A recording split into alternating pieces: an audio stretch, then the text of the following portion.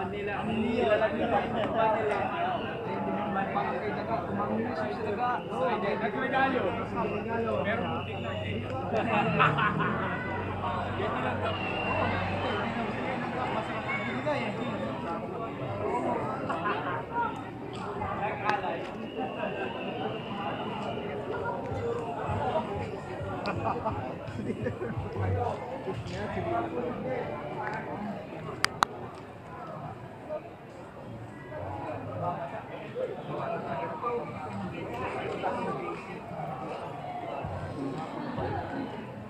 Wala ka nang masabi sa kabay.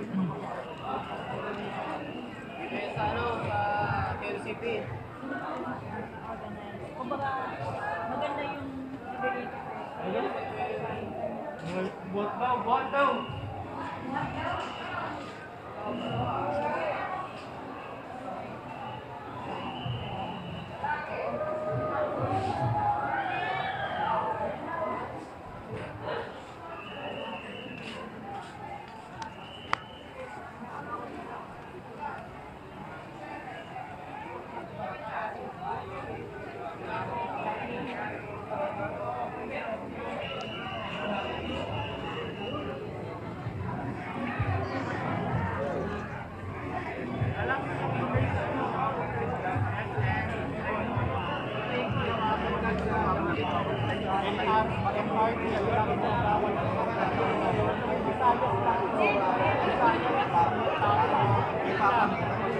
Kaya taxi mas mabilis.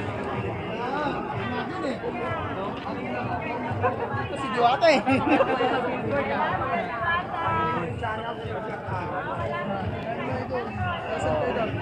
Malabon po. Malabon.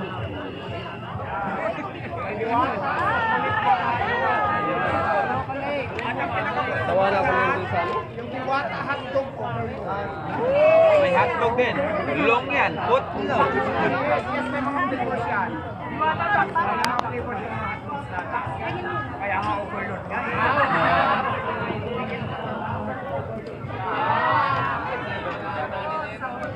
Pero kung hindi mo naman kaya yung overload, meron naman tayo mga small size, meron tayo mga tamang size, depende lang yung sa kung kaya mo. May mga jutes. Jutes at saka ano? Jutes. Siyempre. Yes, spaghetti, tapos meron tayong family chicken. Yung family chicken natin, ayan yung buo na pwedeng pang pamilya, so ma-order na din natin. So, Tapos magkano- meron tayong spaghetti. So, Magkano na yun, Idol? Yung pang chicken family? mababa lang tayo, may mga prices tayo nakalagay doon, nakalista okay. sa counter natin kung magkano ang mga prices kasi lahat dito systematic na. okay. Lahat ng price kung mag-order kayo, doon makikita nyo doon sa counter mismo kung magkano kasi ano na, nakita nyo naman di ba, finish ko na kanina yung counter natin na naka-POS at the same time nakapost na doon yung mga orderin nyo kung ano yan, kung magkano yung price. So, ayan po. Fix na ba yung mga dyan ba sila order Diwata sa mga booth na yan? Fix na ba yan dyan? Pwedeng fix, pwede rin doon. Doon po yung order no natin. Doon yung order natin, no? Lahat ng orders doon, pero kung if ever, na halimbawa, pwede dito pumisto, di ba? Parang magkakambila ng mga lamisa. Okay, Parang ano mangyayari. Parang food court style siya. Yes, oo. Ganon. Bukod kasi sa Paris overload natin, di ba sinabi ko na ito nung una na mas in-improve natin, tapos mas nagdagdag tayo ng mga menu, so ito na yon. Pero hindi lang yan yung mga menu, marami pa tayong ilalagay na menu. So, abangan nyo po yan. At syempre, hindi mawawala doon yung Diwata Paris Overload, Diwata Paris Buto-Buto, Diwata Chicken, kasi kung saan tayo nakilala. So, mayroon na talaga noon na pangmasa. Pero mayroon na tayong dinagdag na mas marami pang menu.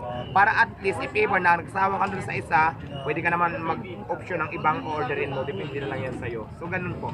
So, ayun guys. Sige, te. Sige ho. Pa-picture daw si Ate Ganda. Sige.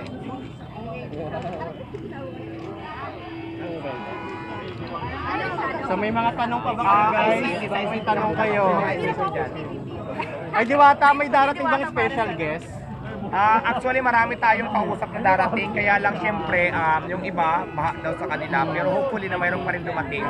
Kasi alam mo naman, di ba, sumabay pa yung bagyo, pero blessing yan. Sabi nga namin, rain or shine, tuloy. Kaya nandito tayo ngayon. At saka ngayong araw na ito, hindi pa naman tayo magtitinda. Ito pa lang yung soft opening natin na kung saan, pinakita ko pa lang yung Diwata Paris, saka pinakita ko yung mga bagong menu, at saka yung location natin, importante. So, ang grand opening talaga natin ito is June 2. Linggo din siya. Magbilang kayo ng 1 week simula ngayon. ngayon, yun to starting na tayo. So yun daw guys, yun to daw yung starting Ano ng daw, ano. ano daw ang tamang lugar dito, Diwata? Ang tamang lugar. Ang tamang lugar dito ay Morning Star Street, Sunville Subdivision, Quezon City. Malapit lang po sa Visayas. Kung nasa Visayas Avenue kayo, kakanan lang kayo sa Shell, pupunta na dito. Ngayon, kung nandito naman kayo sa may Central, likod lang tayo ng New Era, malapit lang tayo dito sa may marami dito mga university, malapit lang dito sa may So malapit lang sa New Era Oh, University. So kung para mas mabilis yung mahanap. Kung galing kayo ng SM North, pwede kayo mag-jeep, pwede kayo mag-taxi. ganito, 24 hours talagang plano ko, pero syempre, depende natin yan sa magiging flow ng tao. Kung mas maraming tao sa gabi, 24 hours pa rin tayo, di ba? So, depende yan sa location kung 24 hours din yung tao. Pero ang gusto talaga natin is 24 hours kung kaya at kung mayroon pa mga kumakain sa gabi. So, tingnan natin. Parang target natin 24 hours talaga. So yun yung tamang Diwata. So may mga tanong pa ba kayo guys? Mayroon po tayong CR doon po banda. Ay Diwata, still hiring ka pa ba dito? Yeah, still hiring, kaya lang mag-message lang kayo sa ICTPH. Sila po kasi nag-handle ng mga tao para sa mga aplikante. So, message kayo sa Facebook ICTPH. Doon po kayo mag-inquire kung hiring pa ba o hindi na. Kasi sila po yung may handle ng mga ganyan. So, yun Ay, guys. hello, Ma'am Tinte, you're here. Okay, sige, go na tayo habang hindi pa